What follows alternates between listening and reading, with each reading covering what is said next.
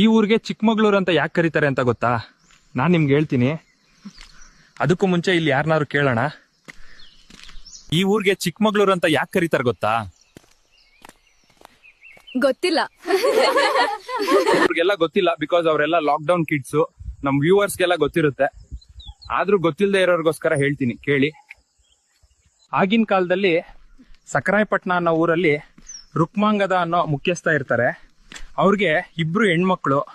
ಅವ್ರಿಬ್ರನ್ನ ಮದ್ವೆ ಮಾಡ್ಕೊಟ್ಟಾಗ ಡೌರಿ ಅಂದ್ರೆ ವರದಕ್ಷಿಣೆಗೆ ಅಂತ ಕೊಟ್ಟ ಊರಿದು. ದೊಡ್ಡ ಮಗಳಿಗೆ ಕೊಟ್ಟ ಊರನ್ನ ಹಿರೇಮಗಳೂರು, ಹಾಗೆ ಚಿಕ್ಕ ಮಗಳಿಗೆ ಕೊಟ್ಟ ಊರನ್ನ ಚಿಕ್ಕಮಗಳೂರು ಅಂದ್ರು.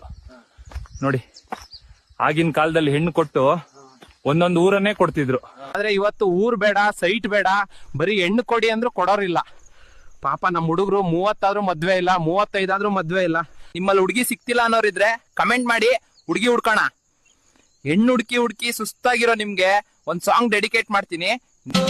ನ್ಯಾಯಕಾರಿ ಬ್ರಹ್ಮ ಈ ಸುಂದರನ ಸನ್ಯಾಸಿ ಮಾಡಬಹುದೇ, ಸುಂದರನ ಸನ್ಯಾಸಿ ಮಾಡಬಹುದೇ.